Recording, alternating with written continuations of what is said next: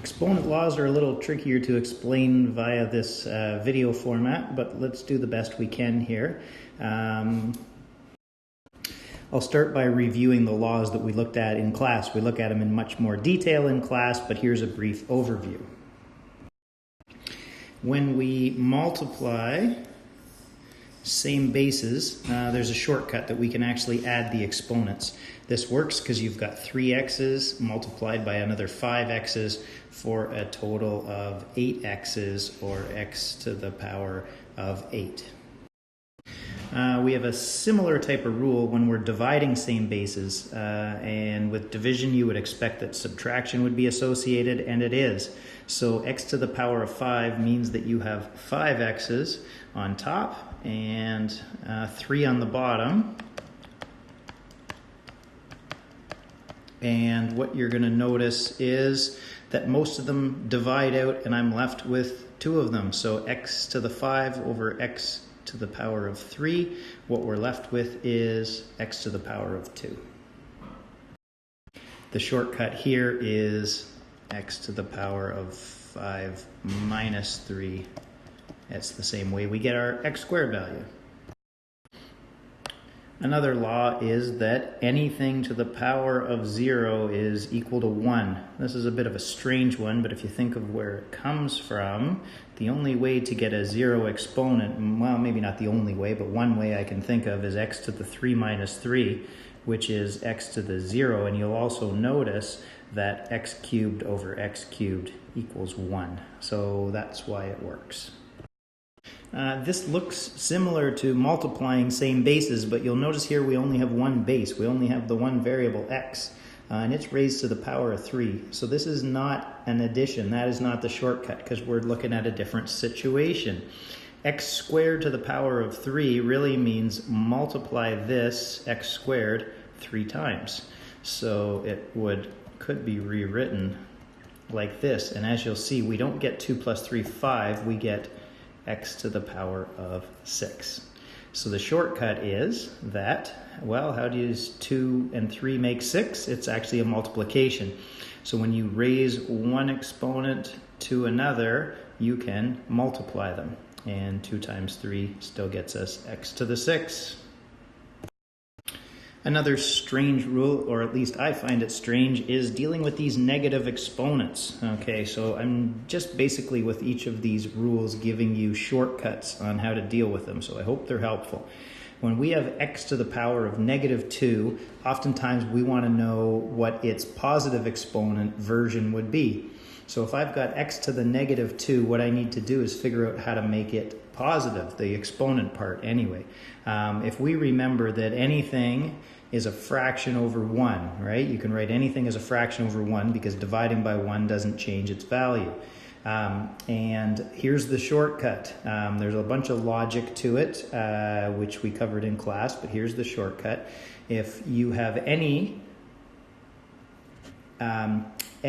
variable or number with a negative exponent, you can make that exponent positive by moving it to the other part of the fraction, is one way to think about it, or taking the reciprocal of the fraction. So what I mean by that is the reciprocal is the flip of the fraction, right? So instead of x to the minus 2 over 1, 1 comes to the top, x to the minus 2 comes to the bottom to be x to the positive 2. This is strange, but it's mathematically true. Just to clear up one place where people commonly go wrong, we need to remember that we're trying to usually make negative exponents positive. We can't take a negative number and flip it to the other part of the fraction to make it positive. So I just wanted to clear that up. I know it's a place people often find some confusion. So when we deal with a question like this, we've got negative 3/4 multiplied by x to the negative 4. The only part we need to deal with here is to make the exponent positive. And so to do that, negative 3 over 4 stays the same. And anytime we have a variable or number with a negative exponent, we can take it to the other part of the fraction, right? And the exponent becomes positive. So this one went from the numerator down to the denominator and became positive 4 instead of negative 4. let's apply these shortcuts or exponent laws that we've just reviewed. And we're going to apply them to a couple of the questions here in your practice set. I suggest you do a lot more practice with these because some of them can be quite tricky. I've posted an extra worksheet on exponent laws, an optional one. I suggest you practice some of those so you get more comfortable with them.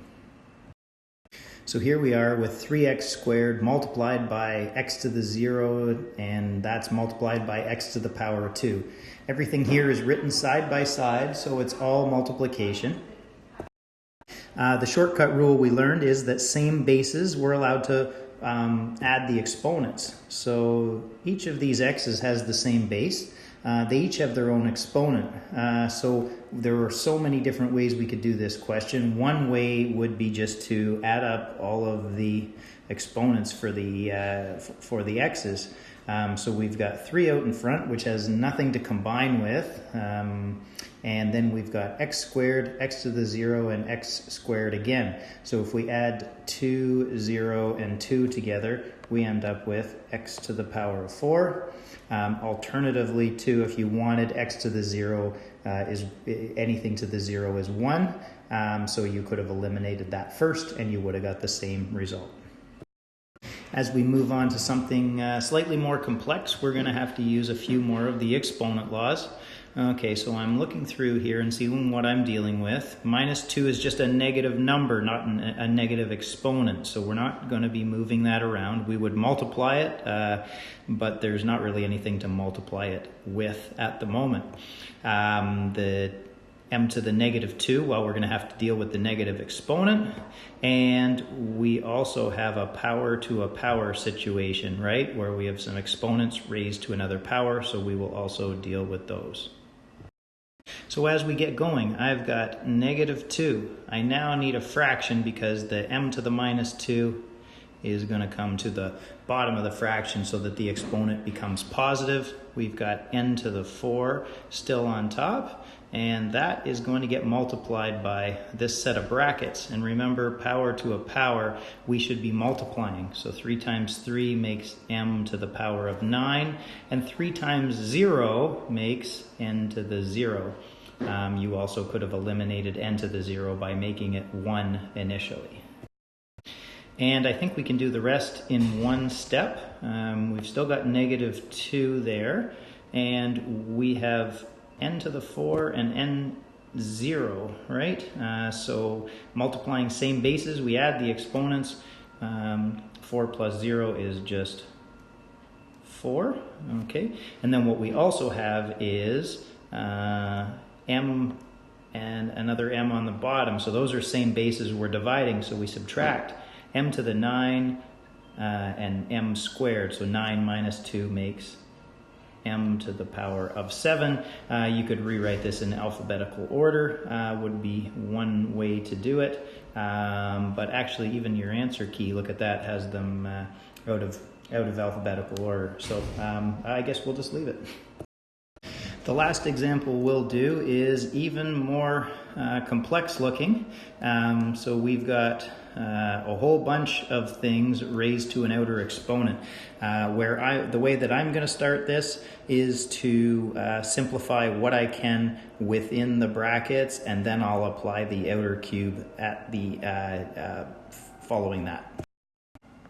So don't forget that negative sign out front. This fraction is overall negative, and as you'll see, it should stay negative because we're cubing it. But yes, the cube does have to apply to that negative sign out front, which could also be thought of as a negative 1. So within, we've got 2 times 2 to make 4. We also have x to the 0, x to the negative 3, and so if we add those together, we get x to the negative 3. Okay, I think that's everything on top dealt with. Down on the bottom, we've still got an x to the minus 2 there, and a y to the 0. Anything to the 0 equals 1, so we're multiplying by 1. We don't even have to write it. It will just end up not changing anything. There are so many different ways you could do a question like this. So if you did yours a different way, you might very well be correct, and everything you've done might be fine. I've chosen it to do this way, because it just seemed like the simplest method for me. The next thing we'll do is, we've still got our negative sign out front. We still have our 4 on top. We've got here now x to the negative 3 over x to the minus 2. So we could swap them around to make them positive. There's a few different ways we could go about it. I will just subtract the two exponents. Now just be careful with your signs here, because negative 3 subtract negative 2 is really negative 3 plus 2.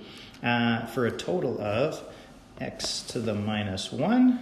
Okay, and that's all we have other than the 1 on the bottom of the fraction. In my next step, I will bring that x to the minus 1 down to make it positive. So we've got negative fraction 4 over x to the power of positive 1, and we need to cube that. And in my very last step, if I cube the negative sign, or the negative 1 out in front, cubing the negative keeps it negative. Cubing 4 is 64, and cubing x is x cubed. And if we look over here at our answer key, what we're going to find is negative of 64 over x cubed.